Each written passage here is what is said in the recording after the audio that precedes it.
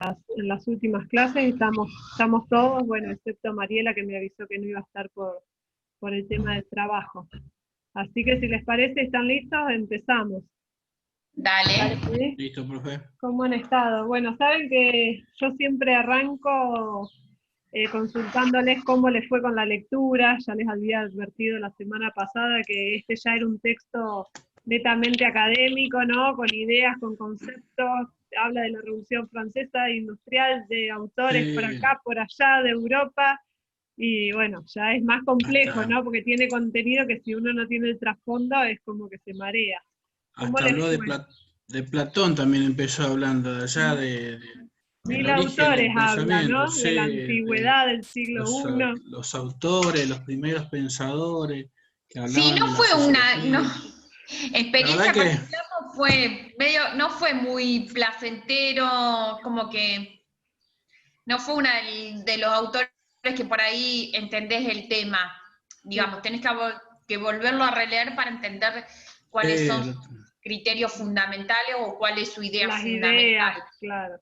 ¿Qué les Yo queda de recién lo terminé de entender hoy a las 4 de la tarde, después de leer, como ya era la tercera vez que leía, no entendí. Sí, hasta no, que lo la agarré. verdad que no me pareció un autor llevadero.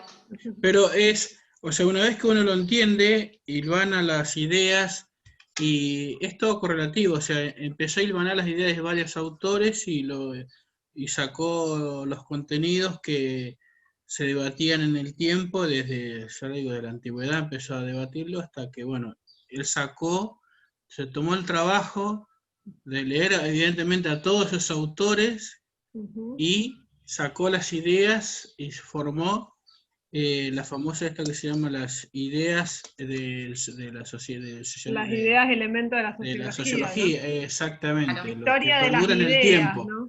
Es una historia de esa idea y lo que perdura en el tiempo. No es la idea tiene que seguir debatiéndose aunque te cambien de autores. Bien, es lo que la idea es. Pero había que entenderlo hasta que se llega. Antonella, claro, no me Rocío, pareció difícil. Celeste, ¿lo pudiste leer? Sí. Lo leí, pero me entró y me salió, pero no me pareció difícil. Pero si me preguntás de algo, no me acuerdo nada. Claro, si te digo de qué trataba. Claro, no sé, pero claro, leer lo leí. Yo pero también me faltó lo leerlo leí, por ahí pero 2, 3 veces. Claro, lo leí Lo primero leí una y sola después, vez. y después empecé a leer de vuelta y dice, pero A lo ver, mezcló es llevadero el Platón. texto, no es que no. Lo que pasa que él apunta a determinadas cuestiones que hace todo un contexto y va renombrando todo un contexto histórico para llegar a la idea principal, que son los elementos, los 5 elementos fundamentales que él habla y cuál es su teoría Él defiende su tesis, vendría a ser las 5 ideas y las antitesis. Y después habla del progreso, qué era progreso en la antigüedad, qué era progreso en la Edad Media, qué era progreso y qué es progreso ahora, ¿no? La lucha, la iniciación de la gente, todo lo. Antes de meternos con los contenidos, Rocío, Antonella, Darío, ¿pudieron leerlo? Yo también lo leí, profe, y también era medio complicado, pero igualmente tampoco lo terminé de leer, pero lo leí hasta una parte y es bastante, bien, como dijimos en el grupo, denso el tema, pero sí, si lo lees varias veces, se entiende. Bien. Yo también leí y después de algunos términos o alguna cosa busqué como en internet más o menos como para ver, enganchar. Y yo hace años tuve sociología en la escuela y como que leía y me daba cuenta que algunas cosas ya había incorporado, ya tenía. Bien, te sonaban, perfecto. Sí, los autores o Marx, y eso me sonaba, que habíamos visto nosotros. Bien, bien. Darío, ¿pudiste abordar algo del texto? ¿Llegaste a leer algo? ¿Preguntó a mí? Sí, Darío. Sí. Bueno, en mi caso en particular estoy un poco bastante duro con el tema de la lectura. Hace bastante tiempo que no estoy, digamos, leyendo y demás. Así que me costó bastante incorporar parte del texto así. Bien, por no lo ahí entendí, la verdad. muy diferente a lo que había sido para la clase anterior, entre un artículo del diario, que eran entrevistas sobre todo, y bueno, el texto de Márquez, que era más alivianado porque era la historia y después las reflexiones, ¿no? Bueno, bien. Bueno, bienvenida Maricel. Hola, profe, buenas tardes. Hola, chicos. ¿Cómo va? Hola. Hola, ¿cómo andás, Maricel? Bueno, ¿y vos, Yara, pudiste leer algo de este texto? ¿Te pusiste con los textos anteriores? No, el mismo día que me pude matricular a la materia, me puse al tanto de los otros textos y hoy leí. Me costó un poquito también. Sí, me costó un poquito entenderlo, pero... Bueno, bien. Bueno, gracias por las aclaraciones, Maricel. No sé si vos podés hablar o si estás en el trabajo y solo te sumaste a escuchar un rato, pero bueno, para saber eso, si pudiste leer, agarrar el texto. Estoy trabajando desde casa, pero puedo, estoy escuchando. ¿Pudiste leer algo del texto de Nisbet, esto de la formación del pensamiento sociológico? La verdad es que leí poco, leí 3 páginas, porque justo estoy en cierre de facturación, así que estoy trabajando todo el día. Pero algo leí y realmente me cuesta un poco, pero bueno, el tema, yo creo que releerlo me va a ayudar. Bien. Bueno, esto yo se los pregunto nada, para saber más o menos el nivel, la capacidad de cada uno por las distintas circunstancias, si están habituados a leer o hace años que no se sientan una hora seguida a mantener la atención sobre un solo texto, ¿no?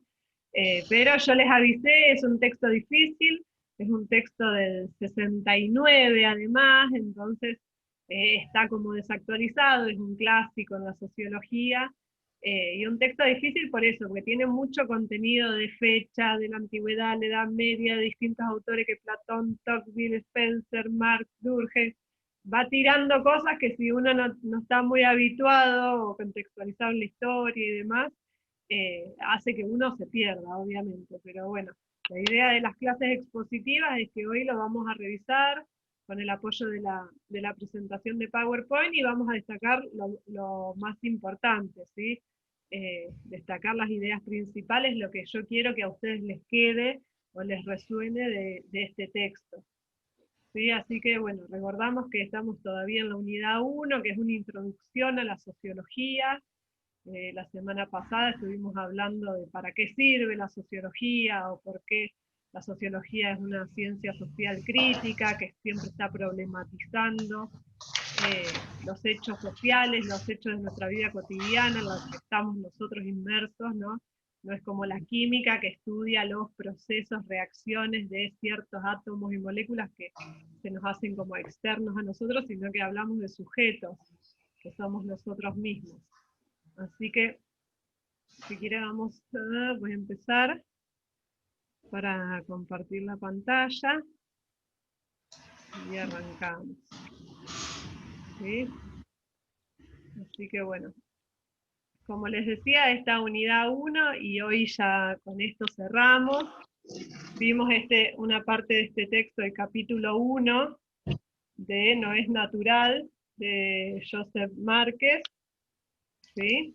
Que fue lo de la clase pasada, y hoy vamos a revisar el texto de Nisbet, La formación del pensamiento sociológico, se llama el libro, tiene 2 tomos, y bueno, vamos a leer nosotros solo la primera parte donde habla de las ideas, elementos de la sociología, es decir, esos conceptos que atraviesan, yo les mencionaba antes, atraviesan todas las teorías o perspectivas de los diferentes autores que vamos a ver a lo largo de la materia. Entonces son conceptos, ideas que van a ver que las vamos a utilizar o van a resonar después en todos los autores. Entonces, para empezar, ¿qué nos dice, no? El autor dice, bueno, uno puede estudiar la sociología o la historia del pensamiento, ¿no? Acuérdense que siempre decimos que el hombre, desde que es hombre y vive en comunidad, ha reflexionado sobre sí mismo y su entorno. Ha encontrado diferentes causas a lo largo del tiempo, o diferentes explicaciones de por qué sucede lo que sucede, o por qué las cosas son como son. A veces encontraba explicaciones en lo sobrenatural, en ideas religiosas, en un Dios divino, en fenómenos naturales, es decir, que las cosas estaban dadas naturalmente así, distintas teorías, ¿no? Uno puede decir, bueno, los dioses griegos, ¿no? Los dioses escandinavos del norte de Europa que hacían que expliquen por qué sucedían las cosas. Entonces, lo que hace el autor es decir, bueno, vamos a revisar la historia del pensamiento, específicamente de la sociología, pero la podemos abordar desde diferentes enfoques. ¿Sí? Uno es decir, bueno, voy a estudiar las ideas a través de cada autor. Entonces me voy a poner a estudiar, que es un poco lo que nosotros vamos a hacer a partir de la unidad 2, de empezar a ver desde los padres fundadores hasta sociólogos más contemporáneos, ¿sí? Y sus teorías, sus perspectivas o qué aportes hicieron. Entonces uno dice, bueno, puedo ver la historia del pensamiento a través de los distintos pensadores, pero bueno, una desventaja es que termina siendo medio una biografía de cada uno de esos pensadores, ¿no? Entonces menciona ahí a Tocqueville, a Marx, a Weber, a Durkheim, que son pensadores que nosotros vamos a abordar porque tienen que ver con no vamos a estudiar su biografía obviamente, pero sí su perspectiva analítica, su paradigma de entender a la sociedad, ¿no? Otra forma, otro enfoque, es ver los sistemas de pensamiento, es decir, estas teorías, estos marcos conceptuales que forman los sistemas, y las distintas teorías que a ustedes seguramente les van a resonar en diferentes materias que tengan, ¿no? El utilitarismo, el funcionalismo, el materialismo histórico, él dice todos estos ismos, ¿no? Que son perspectivas, el constructivismo, son diferentes perspectivas, pero sistemas en sí mismos que nos aportan herramientas para dar una explicación del mundo, o en esto del pensamiento, cómo pensaba el hombre en diferentes épocas.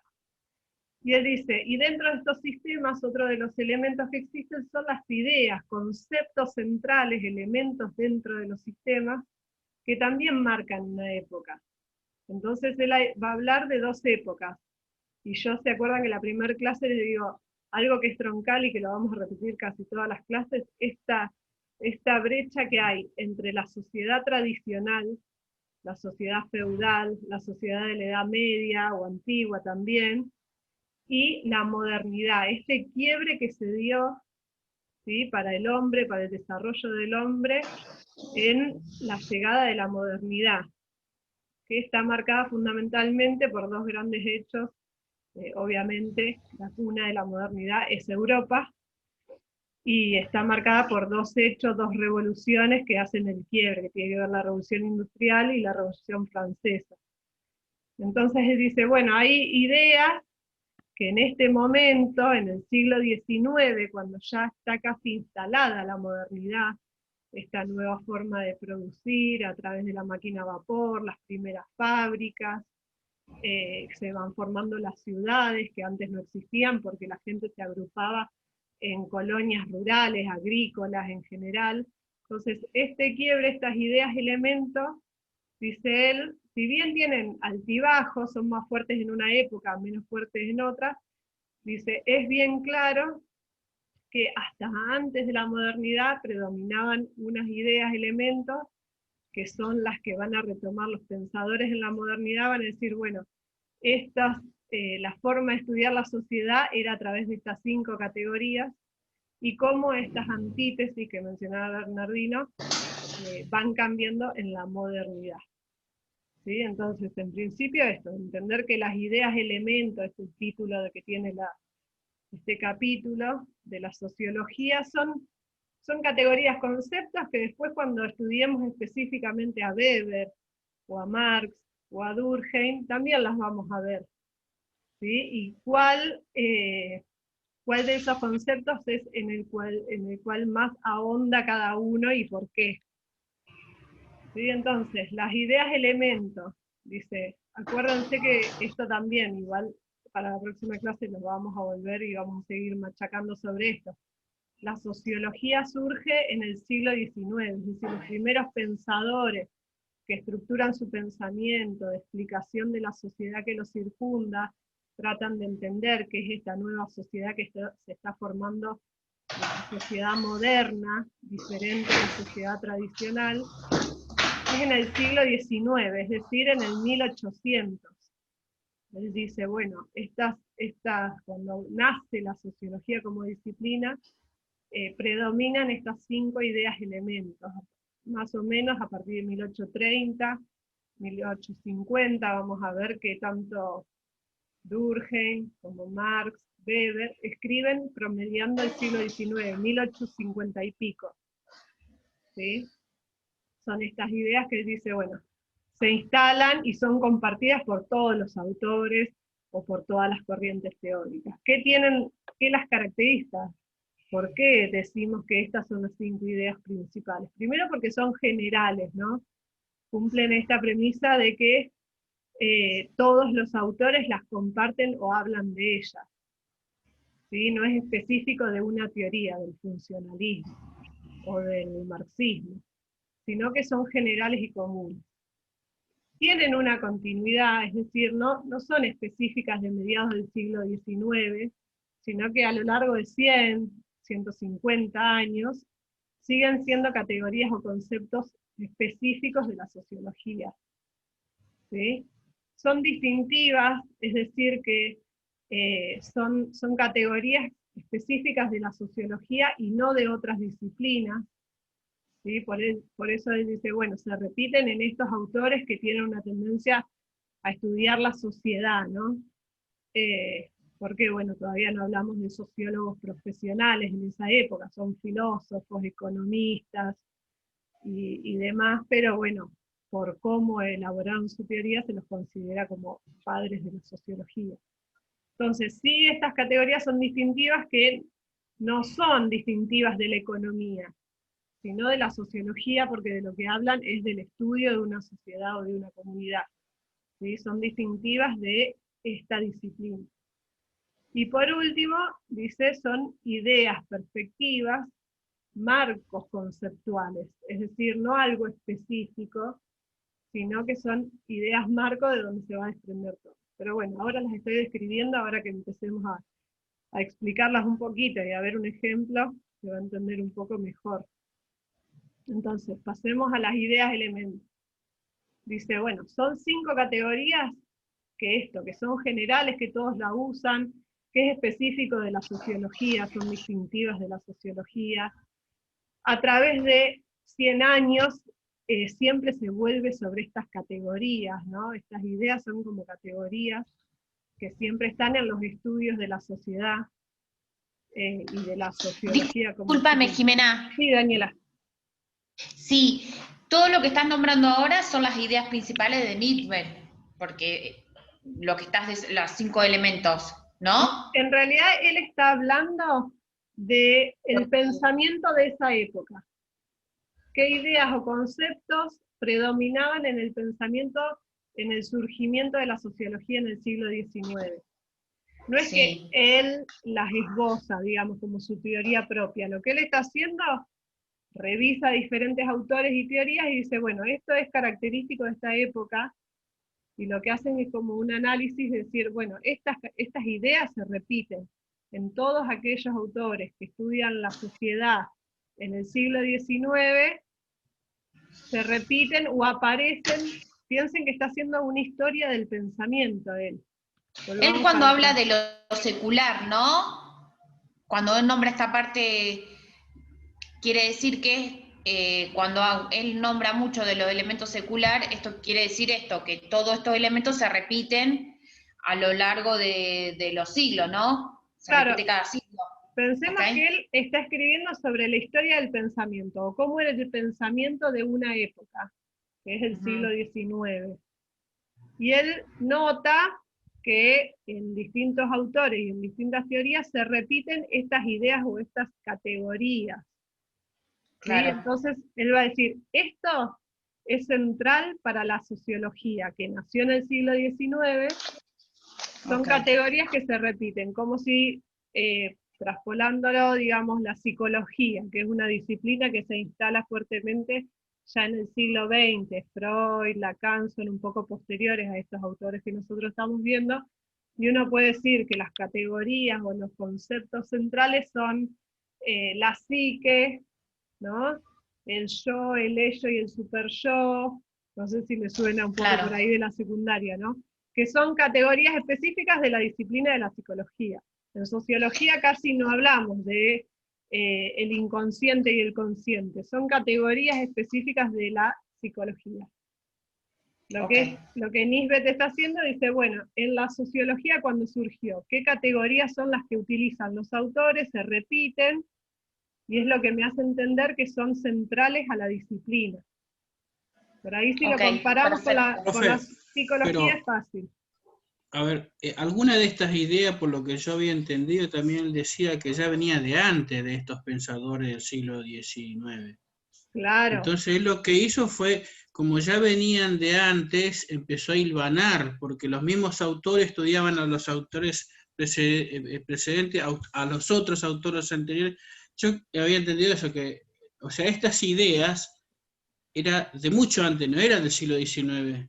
Claro, bueno, este quiebre que yo les digo, y vamos a ver la antítesis, son las ideas que empiezan a predominar de la modernidad para la sí, actualidad. Sí, ahí sí, donde él hace hincapié, donde él hace hincapié en la modernidad, sí, crea la antítesis, que es el desarraigo, la producción, etcétera, pero bueno, él lo que hace es contrapone lo que es la modernidad, por eso dice que el sociólogo está en contra de la modernidad y todo eso. Lo que acuérdense que tiene una mirada crítica sobre la modernidad. Sí. Estas ideas, elementos son en la historia del pensamiento las que venían predominando. Cuando llega la modernidad, estos autores de la sociología del siglo XIX lo que hacen es empezar nuevos conceptos. Dicen, bueno, hay una sociedad nueva, hay un sistema capitalista nuevo, hay una nueva forma de organización de la sociedad, ahora en vez de comunidad, predomina su antítesis, que es la sociedad.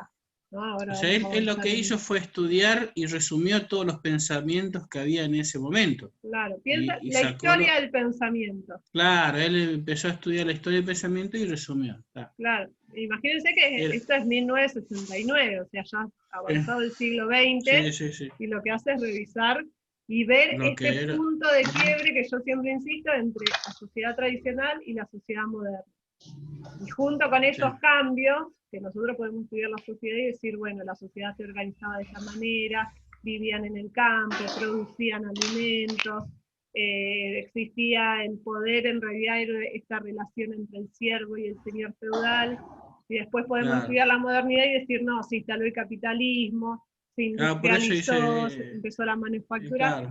Él no está estudiando las sociedades, está estudiando la historia del pensamiento. La historia de cómo pensaba, inclusive hablaba de los autores. Bueno, pero la idea era esa, entonces, son ideas que vienen de hace rato, no es la idea del siglo XIX.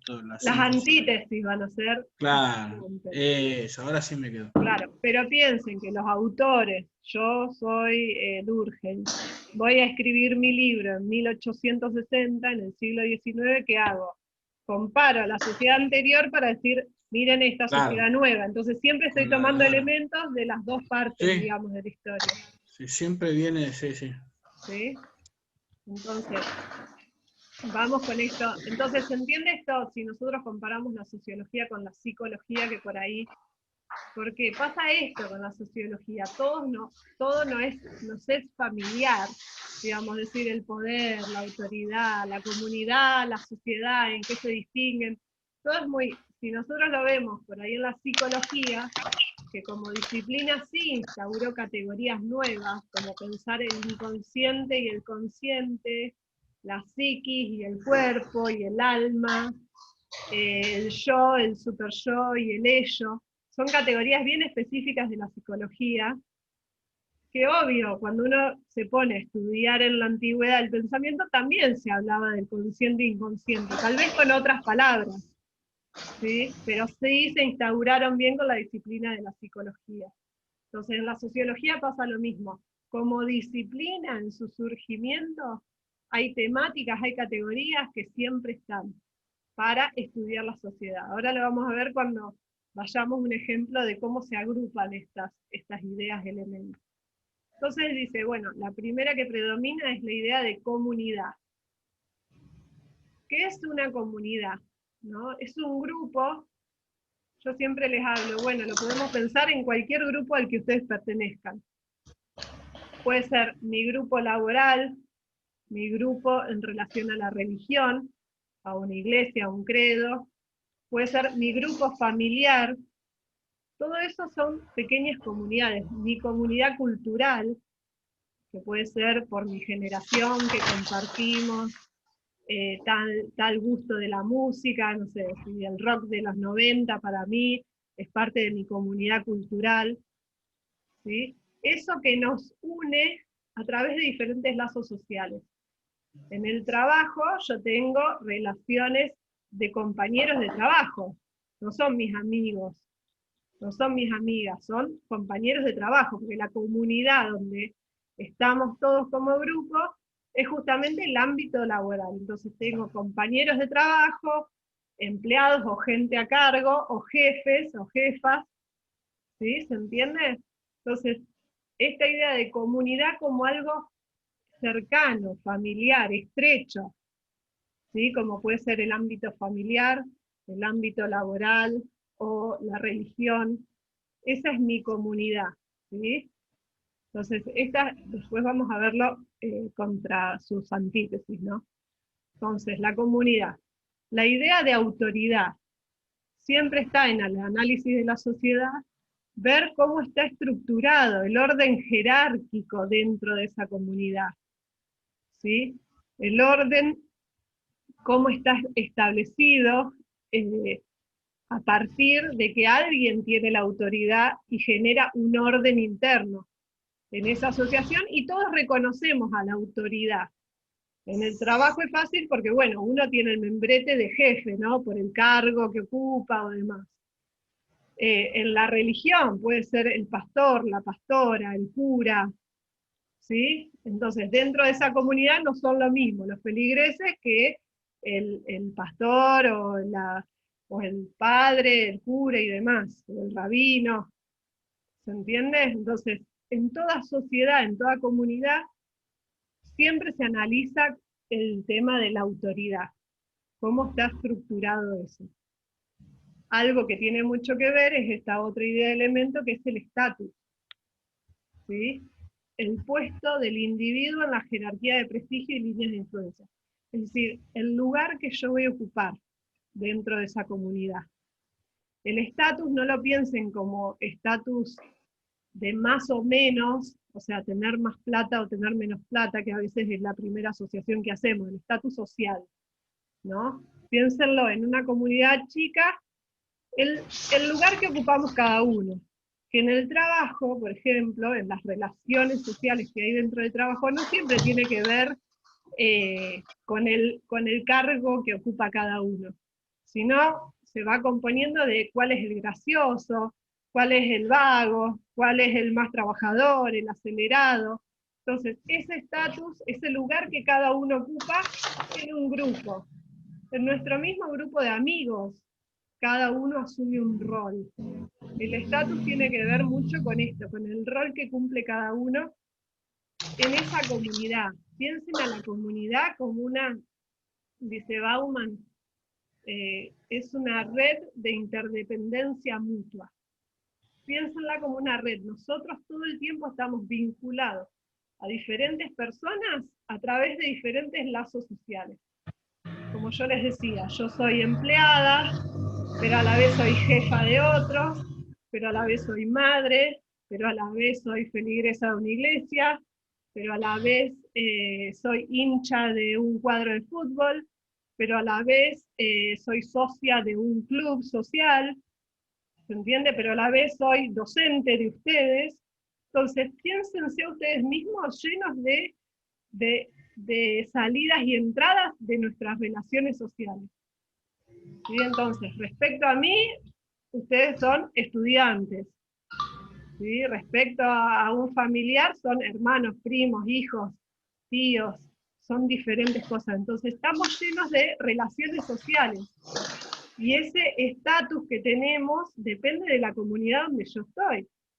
Entonces, así como acá soy la docente, en la casa de mi mamá voy a tener otro estatus, que es el de hija. No soy la docente en la casa de mi mamá, ¿se entiende esto?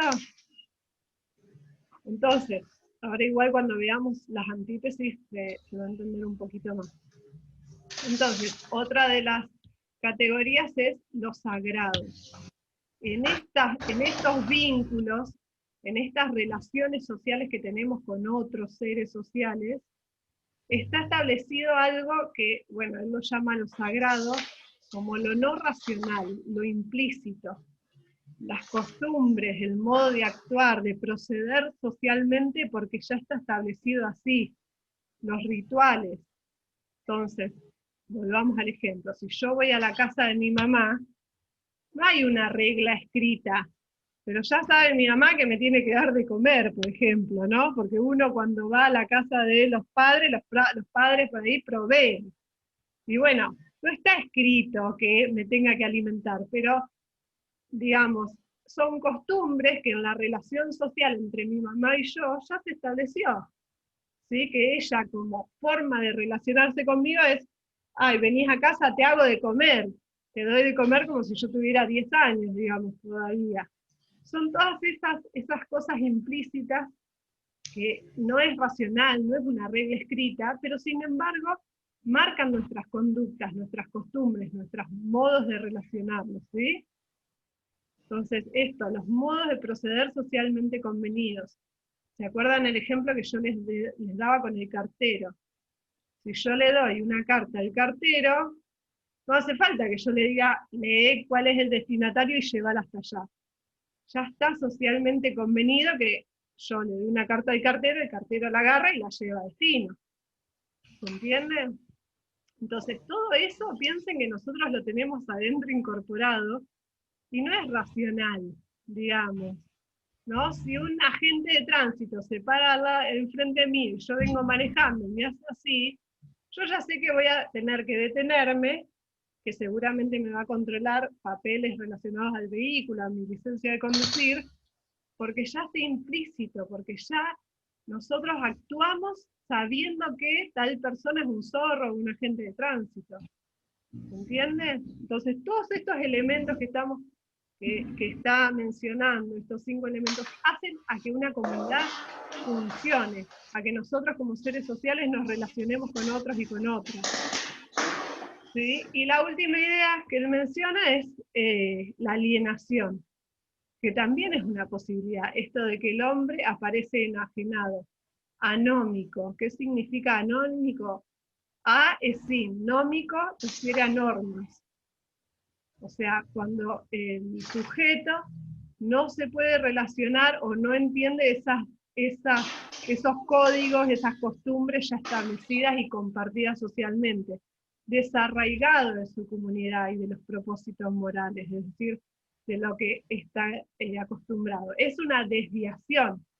Tenemos la comunidad, tenemos los sujetos, tenemos todas estas cosas implícitas que son parte de nuestras relaciones sociales en diferentes ámbitos y con diferentes personas, y también tenemos la desviación. Es decir, no poder pertenecer o resistir. Foucault lo vamos a ver, en Foucault, que él siempre dice, donde hay una autoridad, donde hay una relación de dominación, de un dominante sobre un dominado, siempre hay resistencia. Siempre, digamos. Jiménez, ¿lo podés volver a explicar? No lo entendí. Lo de alienación. Piense que nosotros veníamos describiendo a la comunidad este rol de la autoridad, de las jerarquías que hay, que hacen que algo funcione, hay un orden, que en este caso de la clase sería la docente y los estudiantes y los roles diferenciados. El estatus, que es cada uno qué rol va a cumplir, porque ustedes son estudiantes, pero no son todos iguales. Está el que lee más, el que lee menos, el que ya venía estudiando, el que le interesa más, tiene más tiempo, menos. Cada uno va ocupando un rol. Después, las costumbres, es decir, los modos de proceder que ustedes ya saben, que yo me voy a poner a hablar y ustedes me escuchan y ustedes hacen preguntas, son cosas que ya están implícitas. Y la alienación es esta última idea que siempre está presente en una comunidad, que es la desviación.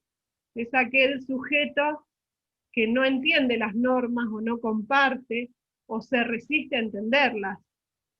¿Sí? El que está siempre rompiendo. Es una posibilidad de la comunidad, no todo fluye armónicamente. justamente para saber que hay relaciones sociales, también tenemos que saber que hay veces que esos lazos se rompen, ¿sí? Lo vamos a ver específicamente con Durkheim cuando estudia el hecho social del suicidio. Cómo el suicida llega a